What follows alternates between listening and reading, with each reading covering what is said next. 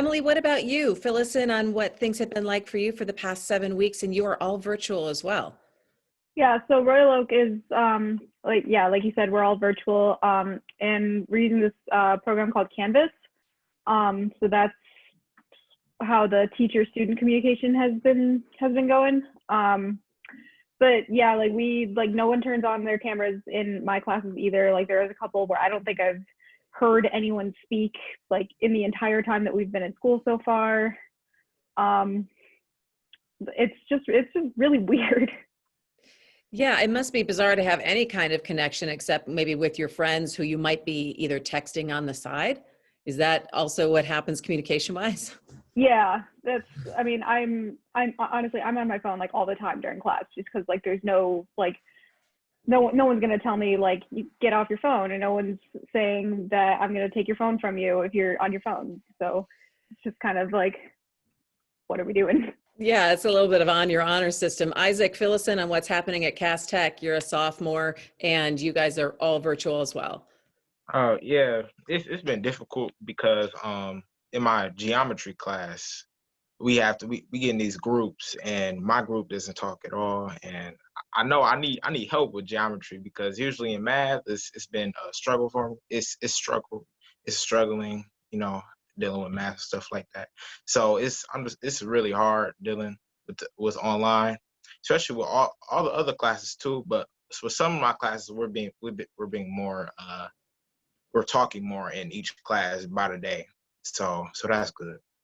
So, but it's taking a while. I mean, if we've been back in school for 7 weeks and it's just kind of getting to the point where students, you guys are feeling more comfortable communicating this way or communicating in the breakout rooms, which I know can sometimes be deadly as well, Mackenzie. Well, for example, when we need help with something in like one of the Zoom meetings, everybody has to listen to your question being asked, and everybody has to listen to the teacher going through that with that student. And so it's like when we're supposed to be off doing our own thing and we hear those questions being answered, it's a little bit distracting. When we're in school, we can privately go up to the teacher, get our questions asked, like, and not interrupting the whole class. But now I just feel kind of like a burden to the class when I ask questions.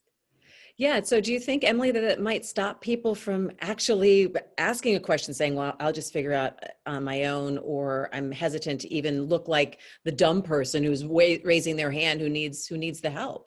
Absolutely. I mean, I do that. Like I kind of feel the pressure to like not ask anything and just to kind of figure it out on my own. Hey, Isaac, when you guys get off of Zoom and you finish your school day, what are you and your friends talking about in terms of, gosh, either I'm bored or I can't focus in front of a computer screen for 6 hours a day? What are the biggest problems do you think that students that you guys are encountering that maybe no one's listening to? So with DPS, we're on screens for 8 hours a day, and then 55 minutes for each class, and that's what we usually talk about because class time is way too long for us, and it's hard to focus all the 55 minutes.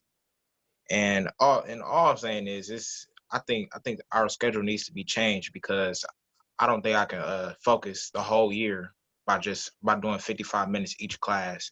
And also it's basically like we're teaching ourselves because most of the time we don't want to ask teacher for help and we figure it out on our own.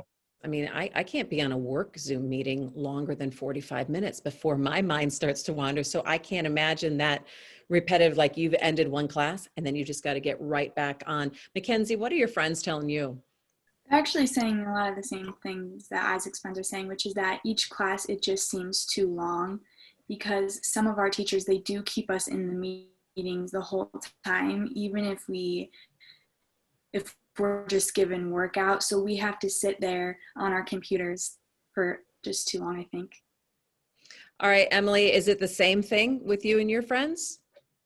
It's pretty similar. The only difference is that like our classes are kind of like sectioned in half. So like we have half the class is a live meeting and then half the class is like working on your own. So that's about like 30 minutes for each half. So the classes are a little shorter, but it's still grueling. Mm-hmm. All right, now you guys are the student reporters for the PBS NewsHour Student Reporting Lab. You are our eyes and ears. inside the schools right now and really giving us a sense of what education is like and what learning is like. What are you guys most excited to report about, or what are some of the stories that you'd like to tell that you don't think are out there? What are you starting to look at? Can I start with you, Isaac? Some stories I'll like to start off with is so first I'm gonna go with sports because I'm on the Cavs basketball team right now, and so I Congratulations. know that's out there like, right that, but like I would really like to write about sports and tell people story. And something else is the Black Lives Matter movement because of my race, and I want to support and amplify voices. Emily, what about you? What are some of the stories that you're interested in telling? I just think like some of the stories are how like teachers are becoming a lot more casual between student communication, and I think that's actually like a good thing because you kind of feel like more like your teacher is like your friend almost. Like you don't feel like it's your teacher is just this like super like high superior being that you feel like you can't like talk to. So I think just like the online communication is really helping with that. What about you, Mackenzie? Well, I definitely think there's a lot of interesting stories in sports right now, especially more now than ever, because I remember at a time they were saying that football wasn't even going to happen anymore and that it was canceled. And so I know some of those athletes, they went on to try cross country because that was still going on. And then they said football was going on again. And so I just want to know, like, did people go back to football? Did they stay on cross country? Like, I just think there could be interesting story with that. You can find more at onedetroitpbs.org or subscribe to our social media channels and sign up for our One Detroit newsletter.